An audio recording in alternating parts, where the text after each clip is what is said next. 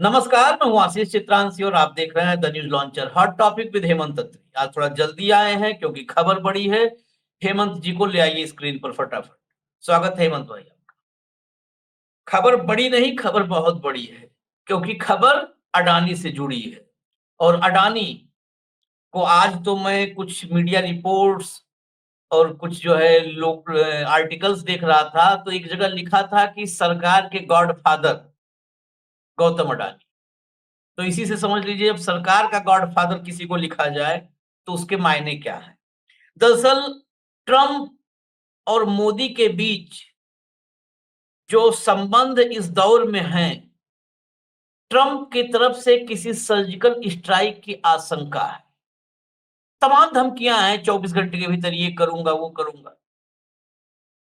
Trump की surgical strike की आशंका के बीच गौतम अडानी का इस्तीफा हो जाता है अडानी पोर्ट से, जो अडानी की सबसे ज्यादा नफा मुनाफा लाभ कमाने वाली कंपनी मानी जाती है, अडानी पोर्ट्स।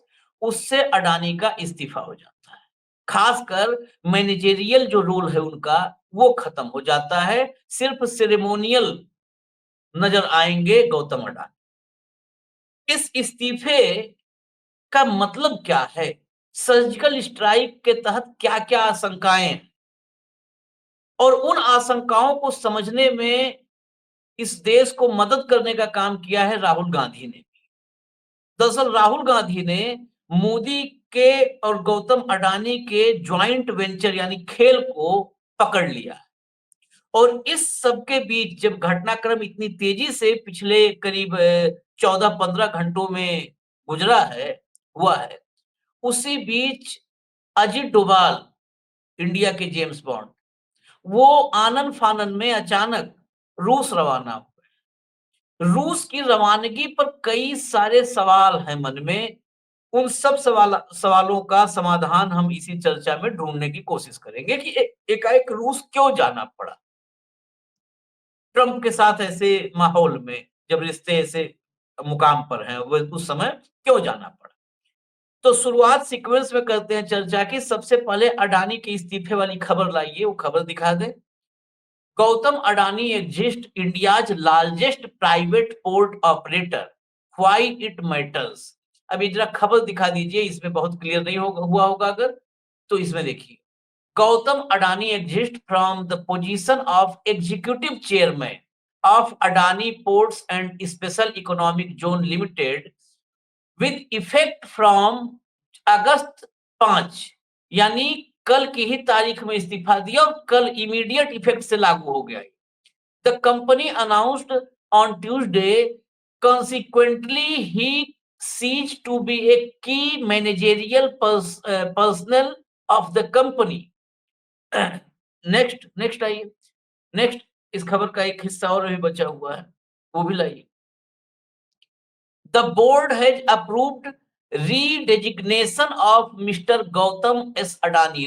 रेजिग्नेशन के बजाय, देखिए रेजिग्नेशन के बजाय ये नया शब्द यहाँ पर आपको दिखेगा, डिजिग्नेशन, मतलब उनका डेजिग्नेशन चेंज हो गया। Mister Gautam S Adani from executive chairman to non executive chairman with effect from August 5, 2025, and consequently he would ceased to be key managerial personnel of the company, Adani Ports said in a stock exchange filing. The company has appointed Manish Kejriwal as an additional non-executive director for an initial term of 3 years. He is the founder and managing partner of a private equity firm. यानी जो मैंने शुरू में intro में कहा था कि अब एग्जीक्यूटिव यानी कार्यकारी चेयरमैन नहीं रह गए, अब नॉन एग्जीक्यूटिव। ये सिर्फ एक जो होता है ना कि रबर स्टाम्प टाइप में, जैसे राष्ट्रपति, अब प्रधानमंत्री की भूमिका में वो केजरीवाल आ गए। केजरीवाल मतलब अरविंद केजरीवाल नहीं, अब राष्ट्रपति की भूमिका में अपने आप को ले आए हैं कि नॉन एग्जीक्यूटिव चेयरमैन के रूप में कायम रहेंगे, बरकरार रहेंगे। यहीं पर सवाल उठा कि एकाएक ऐसा क्यों करना पड़ा। ना तो अभी रतन टाटा की उम्र अवस्था में पहुंचे हैं गौतम अडानी, कि रतन टाटा की उम्र अवस्था में आ गए हों, अभी तो गौतम अडानी जवान है, अभी तो 75 वाले भी जो है बॉर्डर के आसपास नहीं है कि मोदी जी के फॉर्मूले को मानते हुए अपने आप को रिटायर करने की सोच रहे हैं। अभी हिष्ट पुष्ट जवान तंदुरुस्त हैं।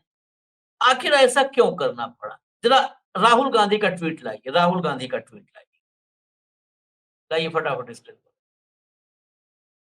राहुल गांधी का ट्वीट आज सुबह, कल रात में ये इस्तीफे की खबर आई, आज सुबह सुबह राहुल गांधी ने भी धमाका किया। India please understand the reason PM Modi can not stand up to president Trump despite his repeated threats in the ongoing US investigation into Adani. One threat is to expose the financial links between Modi, AA and Russian oil deals.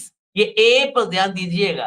AA में पहला A तो सब समझ गए होंगे चर्चा से ही, लेकिन दूसरा A भी महत्वपूर्ण है जहां पर सादिम गए थे। Modi's hands are tied. ये देखिए टाइम देखिए 6:08:25, मतलब आज सुबह 10:08 जब हम ये चर्चा रिकॉर्ड कर रहे हैं उससे सवा घंटा पहले, मात्र सवा घंटा पहले आया। अब चलते हैं सीधे सवाल जवाब पे। बहुत सारे तथ्य जब हेमंत जी जवाब देंगे तो उसमें भी आएंगे, और फिर नेक्स्ट पार्ट डोभाल वाला, जुड़े रहिएगा। नेक्स्ट पार्ट बहुत इंपॉर्टेंट है, यहाँ से कैसे कनेक्ट हो रहा है, लोगों को लगेगा कि ये क्या हवाई बातें हैं, लेकिन जुड़ेगा कैसे वो आपको दिखाएंगे। हेमंत भाई, ये क्या सर्जिकल स्ट्राइक की आशंका है? एकाएक ऐसे भरी जवानी में नॉन एग्जीक्यूटिव, ये सब तो होता है कि रिटायरमेंट में नाती पोते संभाल रहे हैं तो नॉन एग्जीक्यूटिव हो गए, सम्माननीय एक मतलब सेरेमोनियल पोस्ट लेकर के। भरी जवानी में अडानी ने क्या कर डाला? आशीष जी नमस्कार, आपको सारे दर्शक साथियों को भी। सबसे पहले तो दर्शकों से माफी चाहूंगा कि इस खबर को लेकर हम थोड़ा सा लेट हो गए, क्योंकि तमाम व्यवस्थाएं और तरह की थी, वरना तो इसको रात को ही हम करने की फिराक में थे, लेकिन वो नहीं कर पाए, उसके लिए माफी। बेसिकली आशीष भाई क्या है कि ये जो फैसला रहा, ये ना केवल अप्रत्याशित है एक तरीके से सभी के लिए, जैसे आज पूरा देश का कॉर्पोरेट सरप्राइज है, वैसे ही शेयर मार्केट्स और हर जगह सरप्राइज है। लेकिन मैं और आप सरप्राइज क्यों नहीं? 11 तारीख को आपको पता है कि न्यूयॉर्क सिटी कोर्ट के अंदर SEC से कंप्लायंस मांग रखी है जज साहब ने कि आपके संबंध तामील हुए या नहीं गौतम अडानी से। और जो ट्रंप की जो हरकतें आप पिछले 4 दिनों से लगातार देख रहे हैं, वो भी किसी से छुपी हुई नहीं। और जिस तरीके का वो व्यक्ति है, एक पल में 25% टैरिफ, अगले पल में कुछ और कल रात को घोषणा कर दी कि और भी भारी लगाने वाला। तो केवल टैरिफ का खेल नहीं, उनको एक बात और का भी पता है ट्रंप को, और आज से नहीं पता है, बहुत पहले से पता है कि जादूगर की जान तोते में, राजा की जान तोते में।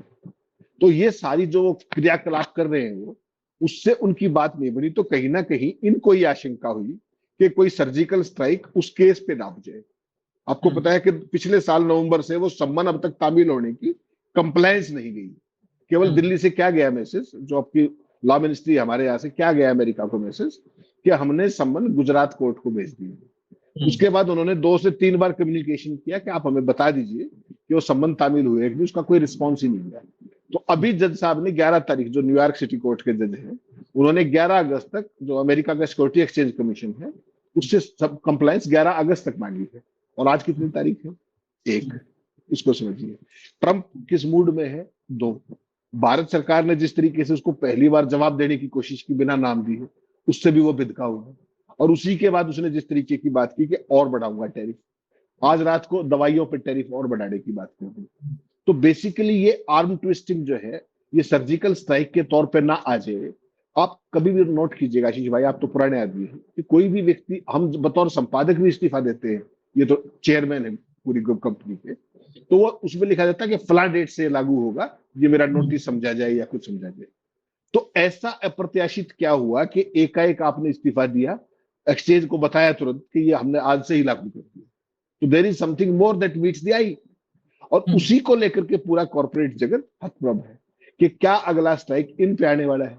और आपको इस बात का भी पता है कि जो न्यूयॉर्क सिटी कोर्ट का मामला तो एक है, उसके अलावा जो 2200 करोड़ रुपए की रिश्वत के आरोप, उसमें सिविल केस भी है वहां और क्रिमिनल केस भी है, फ्रॉड का केस है, अमेरिकी निवेशकों से है। इसका एक नया डायमेंशन और जुड़ गया है, दर्शकों के लिए बता दूं, वो ये कि जो इनके पूरे अडानी ग्रुप के अंदर, not only Adani ports and SEZ, पूरे ग्रुप के अंदर आशीष भाई जो अमेरिकी और विदेशी निवेशक हैं वो इनकी सारी चीजों को देखते हुए वो पुनर्विचार कर रहे हैं कि यहाँ हमें अपना निवेश भी रखना है, तो उसकी एक वो भी बैकग्राउंड। तो कुल मिलाकर के अब जो ये इस्तीफा हुआ है इसको आप इतना हल्के से नहीं ले सकते। इसमें बेसिकली क्या है कि एक तो इस पूरे अडानी ग्रुप का मौजूदा वर्तमान क्या है, ट्रंप का जो भारत के प्रति रवैया है, मोदी के प्रति रवैया है, और अडानी के केस में जो रवैया न्यूयॉर्क की सिटी कोर्ट का है, विजे विज भारत की सरकार ने जिस तरीके से उसको कंप्लाई नहीं किया, संबंध तामील करने वाली बात, इससे इस ग्रुप की ना केवल स्टेबिलिटी बल्कि इसकी लीडरशिप की स्टेबिलिटी भी क्वेश्चन में आ रही है। भाई किस तरीके से आप इतने बड़ी, आपको पता है 3 लाख करोड़ की कंपनी है ये, भारत का जो टोटल इंपोर्ट जो है वो हैंडलिंग है पोर्ट के ऊपर माल की 28% अकेले अडानी के पास है, सबसे बड़ा हैंडलर है। और उसके बाद अगर इस तरीके से वो आदमी स्टेप डाउन करता है और आज जिस तरीके से, उसके बावजूद भी देखिए कल थोड़े बहुत शेयर गिरे थे इसके अडानी पोर्ट्स के एसईजेड के, आज वो भी स्टेबलाइज करने की कोशिश की गई है। वो कैसे होते हैं वो आपको भी पता है, वो हमें बताने के दर्शकों को ज्यादा पता है। हाँ सवाल आशीष भाई ये है वो कैसे मैनेज होते हैं तमाम सारी चीजें, पीएसयूज, एलआईसी, वो ज्यादा सबको पता है, वो हमसे ज्यादा जानते हैं। तो बेसिकली क्या है कि अगर अडानी ग्रुप की सारी कंपनी आशीष भाई देखेंगे आप तो सबसे कीमती कंपनी ये है अडानी पोर्ट्स, और सबसे ज्यादा प्रॉफिट भी यहीं से आता है। असली बात क्या है कि जो महीनों से, कई महीनों से जो कानूनी और तकनीकी पेचीदगियां चल रही है, क्या क्या है वो देखिएगा। अमेरिकी जांच चल रही है कि अडानी ने कहीं चोरी से ईरान से एलपीजी तो नहीं खरीदी वाया मुद्रा पोर्ट, वो जांच भी लगातार चल रही है। और वो अमेरिका, हमारा मीडिया तो नहीं फॉलो करेगा लेकिन वो तो कर रहे हैं लगातार, न्यूयॉर्क टाइम्स से लेकर के सब। उसके अलावा बेसिक इशू क्या है कि ईरान से ये सब लेने में प्रतिबंध है, तो क्या अडानी ने उसको वायलेट किया है? वो एक जान को और आफत में लगातार 2100 करोड़ की रिश्वत का मामला ऑलरेडी एक्टिव कंसिडरेशन में है न्यूयॉर्क कोर्ट के अंदर, अमेरिकी निवेशकों से फ्रॉड का सिविल और क्रिमिनल केस है। तो ये सारी की सारी जांच और एससीसी की जांच से 11 अगस्त तक का संबंध की कंप्लायंस मांग रहा है। तो ये चीजें कहीं ना कहीं बिल्डअप हो रही है, और बेसिकली कहीं ऐसा ना हो कि जो मोदी के साथ जो कुछ चल रहा है, ट्रंप तो आपको पता है मर्क्यूरियल कैरेक्टर है, अस्थिर चित्त का व्यक्ति है, उसको अगर किसी ने ये समझा दिया, देखिए आज की तारीख में आपको एक बात माननी पड़ेगी आशीष भाई, खासतौर पर ऑपरेशन सिंदूर के बाद, आज की तारीख में कोई व्यक्ति ऐसा जरूर है ट्रंप के आसपास जो उनके कान में भारत के प्रति नेगेटिविटी फूंक रहा है। ऑपरेशन सिंदूर के बाद की बात कर रहा हूं लगातार, जिस तरीके से पाकिस्तान के आर्मी चीफ को बुला करके लंच कराना, ये छोटी घटना नहीं है, अप्रत्याशित है, ऐतिहासिक है, कभी नहीं हुआ है। तो कोई व्यक्ति ऐसा है जो ना केवल ट्रंप के कान में फूंक मार के उनको पाकिस्तान के करीब कर रहा है, बल्कि भारत के खिलाफ उनके कानों में जहर भी भर रहा है। और बाकी सारी परिस्थिति आपको पता है जो देश में आज हालत है, टैरिफ को लेकर के, फला को लेकर, इसको लेकर के, दोनों देशों के संबंधों को लेकर के। आपने देखा होगा 98 में जब अटल जी ने परमाणु परीक्षण किया था, उस समय हमारे थोड़े से संबंध टेढ़े मेढ़े हुए थे अमेरिका के साथ। अदरवाइज जिस मोड़ पे आप आज खड़े हैं अमेरिका के साथ बयानबाजी, ट्रंप बोलते हैं, उनका ट्रेजरी सेक्रेटरी बोलता है, विदेश मंत्री बोलता है, वाणिज्य मंत्री बोलता है, कोई नहीं मान रहा, सब बोल रहे हैं भारत के खिलाफ। तो ये एक पूरे का पूरा मोमेंटम ऐसे नहीं बढ़ा, ये टॉप टू बॉटम है। और उसमें ट्रंप का कोई सर्जिकल स्ट्राइक ये मान करके चलिएगा ड्यू है अडानी के ऊपर, अदरवाइज इतना बड़ा कदम ऐसे नहीं उठता पलक झपकते ही कि आपने कहा कि ये मैंने इस्तीफा दिया एग्जीक्यूटिव चेयरमैन से नॉन एग्जीक्यूटिव और आज से ही लागू होगा। इसकी मतलब समझिए, तत्कालिकता देखिए उसकी, टाइमिंग इज वेरी इंपॉर्टेंट। किन परिस्थितियों में, किन इंटरनेशनल हालात में, किस तरीके के आरोप हैं, किस तरीके का माहौल है, और उस सारे में पूरी की पूरी भारत सरकार ट्रंप से आंखों में आंख डाल के बात नहीं कर पा रही है। माफ कीजिएगा, ट्रंप का नाम लेकर के दीजिए ना भाई, आमने सामने बोलिए। बयानबाजी से क्या होगा? ट्रंप तो रोज टीवी पे बोल रहे हैं। और रात को ट्रंप से एक सवाल पूछवाया गया, एक जो आपकी जो प्री एजेंसी आप वाली, तो उससे सवाल पूछवाया गया ट्रंप से कि जी आप हमको मना कर रहे हैं इंडिया को, आप क्या क्या खरीदते हैं? तो मैंने खबर भी भेजी, दिखवा दीजिएगा। तो महोदय ने स्क्रीन पे कह दिया लाइव प्रेस कॉन्फ्रेंस में कि भारत से हम क्या खरीदते हैं, रशिया से मुझे नहीं पता, पूछ के बताइए। अब उस भाई से कौन पूछने जाएगा? ये देखिए, ट्रंप नहीं जानते अमेरिका रूस से क्या खरीदना। तो ये उस व्यक्ति की हालत है। तो वो जिस इकोसिस्टम के अंदर काम कर रहे हैं ट्रंप, उनको ये पता है कि अगर भारत की आर्म ट्विस्टिंग करनी है तो सबसे इफेक्टिव टूल कौन हो सकता है, और उसी फीडबैक के आधार पर उस सो कॉल्ड सर्जिकल स्ट्राइक की आशंका को ताड़ कर महसूस करके, क्योंकि देखिए सिस्टम तो अडानी का भी है, इतना पूरी दुनिया में अगले का जाल बट्टा फैला हुआ पूरा काम है, उसके भी ब्यूरोक्रेसी के अंदर भी है, सरकार का भी जिस तरीके का उसके व्यक्तिगत संबंध है सब चीजों में, तो he is privy to certain things that you and we are not. तो उन सारों को देखते हुए जिस तरीके से अप्रत्याशित ढंग से अनप्रेसिडेंट रिजिग्नेशन हुआ है, वो अपने आप में काफी कुछ कह रहा है, और ये आने वाले दिनों की झलक भर है। बाकी 11 तारीख को जो कंप्लायंस जानी है उसमें पता लगेगा कि वो संबंध अब भी तामील हुए हैं। जो ईरान से एलपीजी लाने वाला मामला है उसमें तो कहीं कुछ नहीं मिल गया, क्योंकि आप हमने चर्चा की थी, अगर आपको ध्यान हो, जिस दिन न्यूयॉर्क टाइम्स ने किया था, वॉल स्ट्रीट जर्नल ने भी किया था, अगर आपको ध्यान हो, कि वो जो जितने भी टैंकर्स होते हैं गैस के, उनको वहां से घुमा करके वहां, और उनके सारे लॉग मिटाने वाला जो खेल था, हमने स्पेशली स्टोरी की थी इस पे। तो हाँ। कहीं ना कहीं उसके कोऑर्डिनेट्स तो नहीं जुड़ रहे हैं। तो वो अगर सैंक्शंस वायलेशन मिल गई तो एक और आफत हो जाएगी अडानी के गले में। मुझे लगता है वो सारी चीजों को भाप करके ये इस्तीफा दिया गया है। हालांकि अडानी ग्रुप से जब पूछने की कोशिश की तो उन्होंने यही कहा कि ये जो रूल्स की कंप्लायंस है उसी का सिलसिला है, उसी सिलसिले में है, उसके अलावा कुछ नहीं। तो फिर ये सवाल आएगा कि रूल्स तो पहले भी थे, कल तो बढ़ नहीं गए, रूल्स तो शुरू से ही थे कंप्लायंस के, मैनेजरियल कंप्लायंस, जो ओनरशिप कंप्लायंस के रूल्स तो सदा से है। कोई नया रूल तो अभी हाल ही में पार्लियामेंट से आया नहीं कहीं से। तो अभी क्यों इस्तीफा दिया? कि ग्रुप का जो भी कहना हो, लेकिन इस पूरे खेल में अडानी साहब ने जिस तरीके से एग्जीक्यूटिव से नॉन एग्जीक्यूटिव रूल में गए हैं, कहीं ना कहीं कोई बड़ा होने की आशंका है, जिसको लेकर के उन्होंने प्रीएम्प्टिव स्ट्राइक किया है, ताकि अगर उनके खिलाफ कोई कार्रवाई भी हो तो कम से कम ग्रुप बचा रहे, बिजनेस बचा रहे अडानी पोर्ट्स एंड एसी। हालांकि वहां कार्रवाई होगी तो धड़ाम हो जाएगा पूरा का पूरा मार्केट, अगर हुई कार्रवाई तो। हालांकि इसमें सजा की भी बात जब है तो अमेरिकी कानूनों के हिसाब से सजा वाला मामला भी जरा समझ लिया जाए हेमंत भाई। बस 1 मिनट में जरा ये भी बताइए सजा वगैरह क्या हो सकती है? जब सर्जिकल स्ट्राइक की आप बात कर रहे हैं तो फिर उसके बाद के परिणामों की भी बात करनी जरूरी है। ये आशीष भाई, इसमें ये है कि जो आरोप, जिन आरोपों के तहत चार्जेस फाइल किए गए हैं एसएससी के द्वारा, वो दो तरीके के हैं। एक सिविल सूट है जिसको आप कंपाउंड करते हैं फाइनेंशियली, कि भाई इतने का आपके ऊपर आरोप है कि आपने 220 मिलियन दिए, मान लीजिए, तो 2100 करोड़ के आसपास है। तो आपने तमाम कंपनियों का देखा कि उसका कई गुना पेनल्टी लगा करके वो कंपाउंड कर देते हैं उसको, तो वो सिविल सूट का मामला है। तो यहाँ पर दो है बेसिकली। ये देखिए allegation of 175 million raised from US investors, तो उसमें ये था कि अमेरिकन इन्वेस्टर्स ये पैसे लिए और वहां पर रिश्वत दे दी बाहर, तो वो सिविल पार्ट है। और उसके अलावा क्रिमिनल पार्ट है। तो आशीष जी, जिन सेक्शंस के तहत जो फाइल किया गया है, चार्जेस फाइल किए, क्रिमिनल केस की बात कर रहा हूं, तो एज पर रूल्स अगर उन सब के अंदर आप दोषी पाए जाए तो उसमें मैक्सिमम सजा 34 साल की है। लेकिन जो कुल मिलाकर के जब उसका सारा का सारा कंपाउंडिंग होगी, वो चीज होगी, वो 10 साल के आसपास, 10 प्लस माइनस 2-4 साल, उस टाइप की चीज हो सकती है। लेकिन वो सारा डिपेंड करेगा अदालत में, केस जब चलता है, ये सारे लोग पेश होते हैं, अपना जवाब देते हैं, वो सारे का सारा है।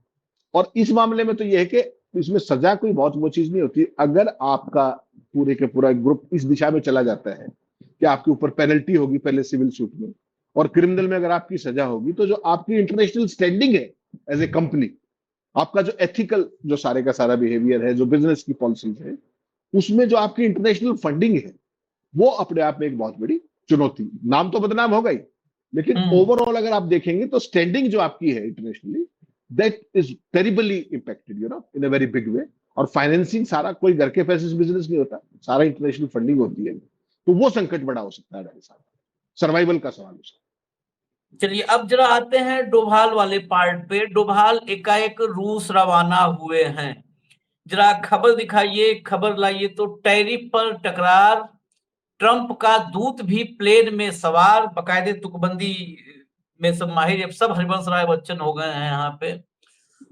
तभी अजीत डोभाल क्यों पहुंचे दोस्त के द्वार, तो तकरार, सवार और द्वार। अब द्वार से घुसिए अंदर तो जानिए अंदर की बात। ये जो खबर है हटा दीजिए, खबर ये है कि डोभाल रूस, एकाएक कोई प्लान था नहीं कहीं पे, पब्लिक डोमेन में नहीं था, खबरें भी नहीं थी, डोभाल रूस रवाना हो गए। अब खबरें ऐसी हैं कि वहां पर बहुत बड़ी एनर्जी डील करेंगे, तेल वगैरह का ऑर्डर कर देंगे। ऑर्डर करने डोभाल, मतलब कुछ चीजें कई बार डाइजेस्ट नहीं होती, डोभाल तेल का ऑर्डर करने गए हैं रूस। ये डाइजेस्टिव है क्या? इसके लिए नहीं हो पाएगा ना डाइजेस्ट। कि तेल का ऑर्डर करने के लिए डोभाल गए हैं। ऐसे होता है क्या कि ऑर्डर करने आज तक, तब तो हर महीने हर 15 दिन पे जाना पड़ता।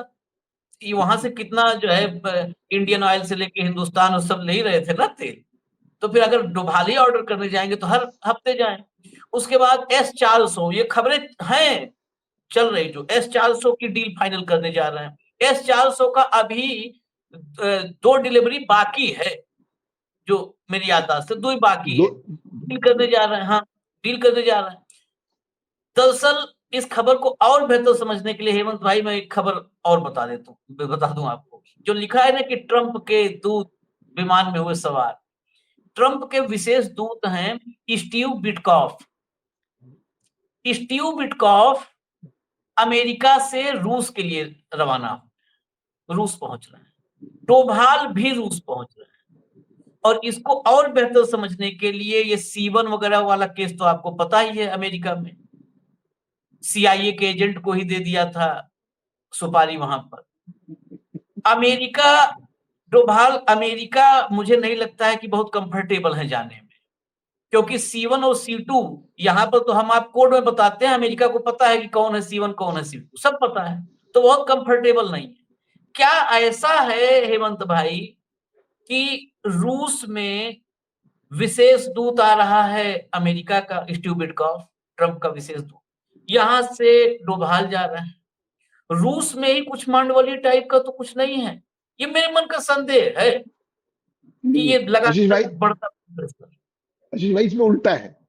ये हाँ। बेसिकली क्या है कि कई बार क्या होता है, जब इंटरनेशनल डिप्लोमेसी के अंदर जब मेरी रात की नहीं बन रही है किसी कारण से, तो फिर वाया मीडिया खोजा जाता है कि फिर मैं जाके भाऊ से मिल लूं, आप करेंगे किसी तीसरे से मिल लो, और वो फिर सारी, ये बेसिकली वो केस नहीं है। आप देख रहे हैं जिस तरीके से रूस का भी आक्रामक रवैया पिछले 24 घंटे में आपने देखा है ट्रंप के प्रति, और उनकी जो अमेरिका के साथ डील थी न्यूक्लियर को लेकर के, उन्होंने एक तरफा ढंग से उससे विड्रॉ कर लिया। रशिया बॉर्डर देखा होगा रात को आपने रशिया का, तो उन्होंने अपने आप को यूनिलेटरली विड्रॉ कर लिया है, जो उनकी अंडरस्टैंडिंग और ट्रीटी थी परमाणु उसको न्यूक्लियर ट्रीटी विड्रॉ कर। अब क्या हुआ है, लेटेस्ट खबर ये है कि जो यूरोपियन यूनियन के जो सैंक्शंस थे रशिया के ऊपर, तेल पे, इस पे, सब पे, उसमें आपको ध्यान होगा $60 से ऊपर वो नहीं बेच सकते थे पर बैरल। कल उन्होंने उस सैंक्शन को और टाइटन करते हुए $50 कर दिया है कि $50 से ऊपर नहीं कर सकते। तो जैसे ही $50 से ऊपर की सैंक्शन लगी तो भारत की तो और मौज कटी। जो 30% तेल पहले सस्ता ले रहे थे कच्चा, वो हालांकि आपकी मौज नहीं कटी, आप ज्यादा खुश मत होइए, मैं देख रहा हूँ आप खुश हो रहे हैं, आपको चवन्नी का फायदा नहीं होने वाला, वो उन्हीं को होना है जिनको होना है, ठीक है ना। वो आप ज्यादा उसमें ज्यादा खुश मत होइए, आपको 100 का ही डलवाना है। तो बेसिकली क्या है कि ये जो रात को जो सारा खेल हुआ है, जो ये अपने यूरोपियन यूनियन ने कर दिया कि $50 पर बैरल से ऊपर आप नहीं ले पाएंगे। तो इनके लिए आपको पता है आपदा में अवसर की स्थिति है। प्लस जो 1-on-1 वहां पे बातचीत होगी, वो बेसिकली क्या कि आज पुतिन भी एक अकेले से पड़े हुए हैं, सिर्फ चाइना को छोड़ दीजिए, कोई बड़ा देश उस रूप में साथ नहीं है। और अगर भारत ने पूरा तेल खरीदना बंद कर दिया जिस तरीके से, तो रशिया को भी संकट बड़ा हो जाएगा, उनको भी लड़ाई यूक्रेन के साथ जारी रखनी। तो उस सारे को, और प्लस एक फ्यूचर की स्ट्रेटेजी, S-400 वगैरह, तो ये सब बताने की बातें होती है, वो सारा तो ऑलरेडी हमारा है, बस उसमें यही कि भाई थोड़ा जल्दी कर दो, उतनी सी बात है कि we are running short of time. वो कहेंगे कि साहब हमारा यूक्रेन के साथ झगड़ा चल रहा है, हमारी वहां भी कमिटमेंट है, तो सही है बात। बेसिकली क्या है कि ये अपना जो धंधा है, ये एक पार्ट है कि आप अपनी जो डील है उसको थोड़ा सा और क्लोज कर ले, सील कर ले, नंबर 1। नंबर 2, पुतिन का मन लेने की बात है, भाई वहां पर क्या चल रहा है, हम अपनी ऑफर कर दें, वो अपनी ऑफर कर दें, और इसका फायदा नुकसान छोड़ दीजिए। इनके वहां जाने का मतलब सीधा ट्रंप को मैसेज है कि भारत अमेरिका से छिटक करके 11 साल में पहली बार रूस की तरफ जा रहा है। आपको ध्यान होगा जब इंदिरा गांधी 71 में व्हाइट हाउस में जो कुछ हुआ था निक्सन के साथ, उन्होंने जहाज निकाला और कहां गई थी, सीधी रशिया। तो रशिया हमारा ऑल टाइम टेस्टेड फ्रेंड है। ये तो ये राष्ट्रवादियों ने सत्यानाश किया विदेश नीति। मैं रोक रहा हूं आपको, रोक रहा हूं। 71 से 2025 तक में बहुत पानी बह चुका है। तब टेस्टेड ISO 9001 2001 सारा सर्टिफाइड हमारा वो दोस्त था।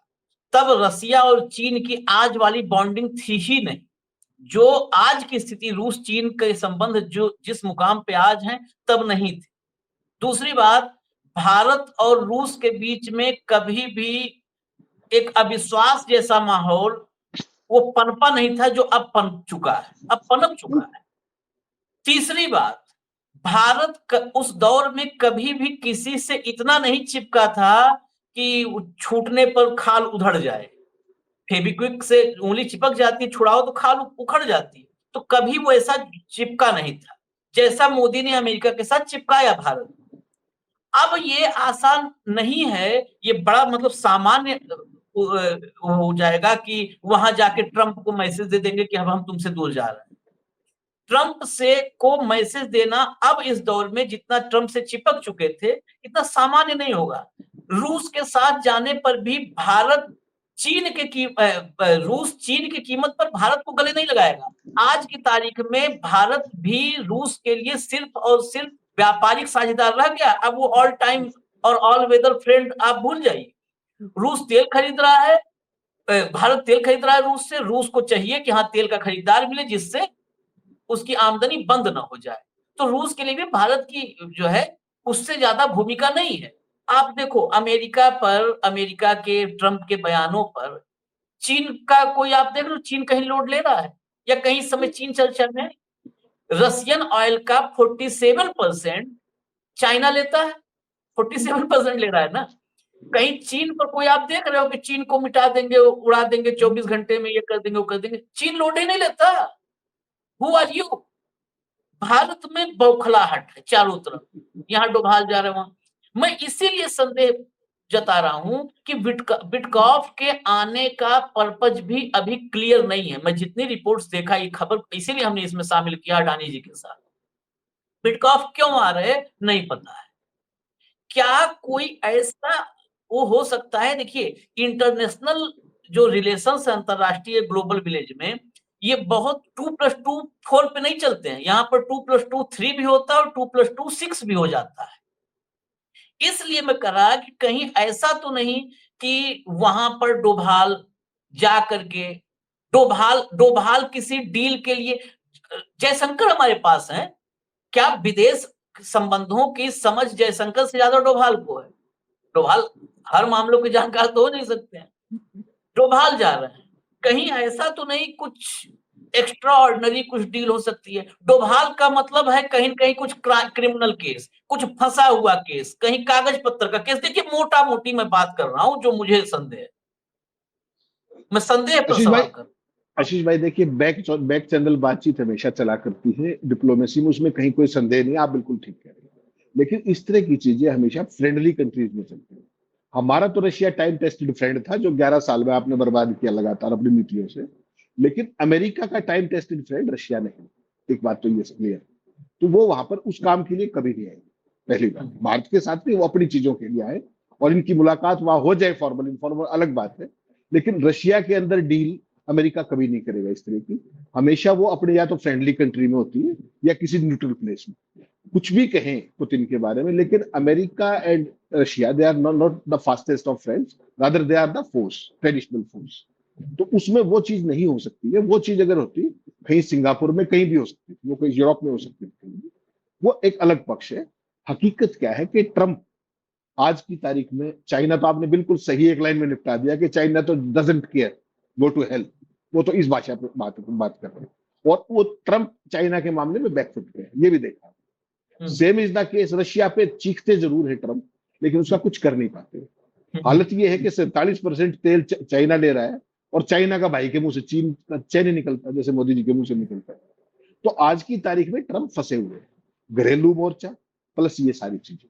भारत के साथ वो केवल इसलिए आशीष भाई कर पा रहे हैं क्योंकि आप उनको आंख में आग डाल के जवाब नहीं दे रहे, जैसे चाइना ने किया था। अब एक बार बोल के दिखा दो, एक बार हो जाएगा क्यों? दूसरा, ट्रंप के इंडिया के अंदर आपको पता है कितने शहरों के अंदर टावर्स चल रहे हैं? खुद का बिजनेस पूरी दुनिया में कर रहा है वैसे ट्रंप टावर के नाम पर। भारत में किन किन शहरों में है? अगर मोदी जी में दम होता तो उसके ट्रंप टावरों को लेकर के 2 कदम उठा दो ना, एक बार घुटनों पे आएगा। लेकिन नहीं है वो। तो उसको इस बात का पता है, इसलिए वो हर संभव आर्म ट्विस्टिंग कर रहा है, चाहे वो टैरिफ के नाम पर, चाहे वो अडानी के नाम पर, और जितनी चीजें।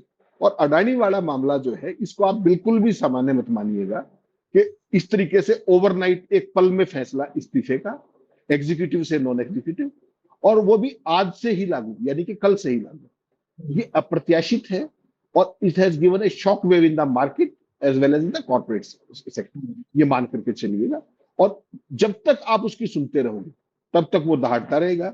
आपको अल्टीमेटली सामने आना पड़ेगा, आंख में आंख डाल करके बात कर। चाइना वाली लाइन आप एक बार ले लीजिए, कोई टैरिफ नहीं मिलेगा। जब तक आप सुनोगे वो सुनाता रहेगा, इतनी सी बात है। लेकिन वो दम कहां से लाओगे, सवाल इतना है।